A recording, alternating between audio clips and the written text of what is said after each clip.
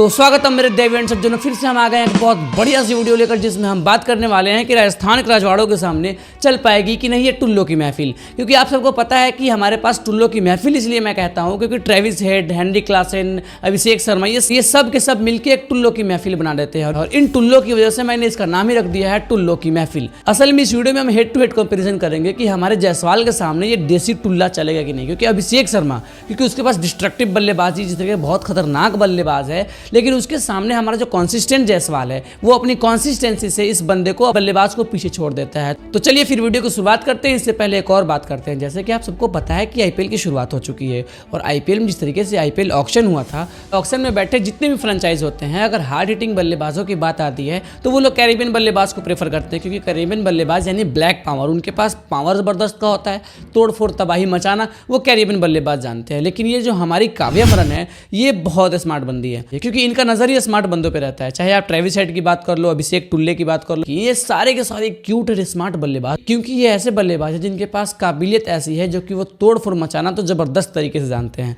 लेकिन फिर भी मैं इन लोगों को कंपेयर करता हूं और वीडियो को कंटिन्यू करता हूं। तब तक के लिए आप हमारी पूरी नजरें इन दोनों साइड में जमा कर रखिएगा। एक तरफ मैं आपको हैदराबाद का प्लेइंग 11 दिखाऊंगा, दूसरी तरफ राजस्थान का प्लेइंग 11 दिखाऊंगा। इन सारी बातों से आपका क्या ओपिनियन निकल के आता है, मैं आपका ओपिनियन कमेंट बॉक्स में जरूर देखता हूं। तब तक के लिए वीडियो की शुरुआत करते हैं। तो सबसे पहले हम इन दोनों टीमों के ओपनर की कंपैरिजन करेंगे। एक तरफ ट्रेविस हेड होंगे और दूसरी तरफ हमारा संजू सैमसन होगा। क्योंकि देखो दोनों के पास डिस्ट्रक्टिव बल्लेबाजी है, लेकिन ट्रेविस हेड एक ऐसा बल्लेबाज है, अगर वो रह गया तो फिर वो तोड़फोड़ मचाना जानता है, आप सबको पता है, और इंडियन बॉलर्स को वो मारना जानता है। और एक तरफ हमारे संजू सैमसन है, इनके पास बहुत जबरदस्त बल्लेबाजी है, कॉन्सिस्टेंसी, लेकिन इनके पास एक लंबा इनिंग खेलने का कैपेबिलिटी है। लेकिन इनके वीकनेस की बात कर ली जाए तो वो 145 से तेज अगर कोई भी बॉलर अगर इनको बॉल डाल दिया तो फिर ये वहां पर स्ट्रगल करते हुए नजर आते हैं। लेकिन वहीं पर हम ट्रेविस हेड की वीकनेस की बात करूं तो कोई वीकनेस नहीं, और इंडियन प्रीमियर लीग यानी कि इंडियन बॉलर्स की भरमार, और वहां पर चलेगा इनका अलग से मार। तो वहीं पे मैं दूसरे ओपनर की बात करूं तो वो हमारे हो जाते हैं जायसवाल और अभिषेक शर्मा।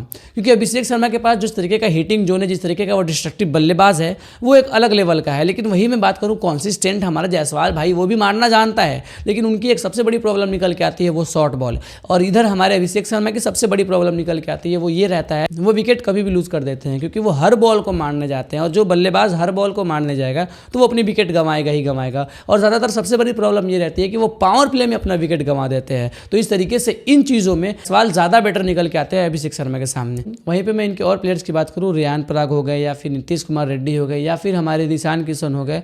वहीं मैं एक्सपीरियंस की बात करूं तो नीतीश राणा के पास ज़्यादा एक्सपीरियंस है इन सारे बल्लेबाजों में। और वहीं मैं बात करूं मुंबई इंडियंस की तरफ से, और वहीं पे मैं बात करूं कि मुंबई की तरफ से खेलने वाले ईशान किशन, जो कि काफ़ी ज़बरदस्त बल्लेबाज है, जिसने 99 रन बनाए थे आरसीबी के अगेंस्ट, जो कि उनका शतक नहीं हो पाया था, लेकिन वो काफ़ी ज़बरदस्त बल्लेबाज। लेकिन इनके बॉलर्स की बात कर ली जाए तो एक हिसाब से आपके पास हो जाते हैं पैट कमिंस और मोहम्मद शमी। वो भाई साहब दोनों के दोनों सीनियर, और दोनों के दोनों अपने टीम के लीड बॉलर, और बहुत ज़बरदस्त एक्सपीरियंस लेके आएंगे। लेकिन वहीं पर मैं बात कर लेता हूँ राजस्थान की। और मैं राजस्थान की बात करूं तो उनके पास हो जाता है फजल हक फारूकी और संदीप शर्मा। इन लोगों के पास बहुत ज़्यादा एक्सपीरियंस तो नहीं है, लेकिन हाँ ये है कि संदीप शर्मा एक बहुत पुराने खिलाड़ी है और इकोनॉमी में बहुत ज़बरदस्त है as compare to Mohammed Shami. क्योंकि मोहम्मद शामी के पास एक्सपीरियंस तो बहुत ज़बरदस्त है, लेकिन इकोनॉमी में वो थोड़े से महंगे साबित हो जाते हैं as compare to Sandeep Sharma. तो अभी मैं बात कर रहा था फास्ट बॉलिंग की, और फास्ट बॉलिंग में सबसे ज़बरदस्त नज़र आ रही है वो हैदराबाद। लेकिन हैदराबाद के साथ एक सबसे बड़ा प्रॉब्लम ये है कि उनके पास इंजरी कंसर्न रहेगा। अगर फिटनेस की बात कर ली जाए, जो कि आपको 14 से 14 मैच खेलकर दिखा देंगे,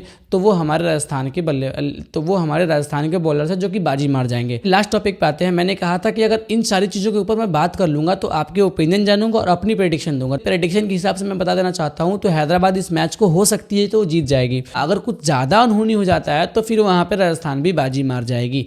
लेकिन 80% ही चांस है कि हैदराबाद इस मैच को जीत रही है। और इस जीत के साथ साथ मुझे भी एक जीत चाहिए, जो कि आप लोगों से मिलेगा। आप मेरे चैनल को सब्सक्राइब करो, आप हमारे फैमिली से जुड़ो, और इस पूरे आईपीएल में तबाही मचाने के लिए तैयार हो जाओ। मिलते हैं फिर अगले वीडियो में, तब तक के लिए एज यूजुअल बाय बाय।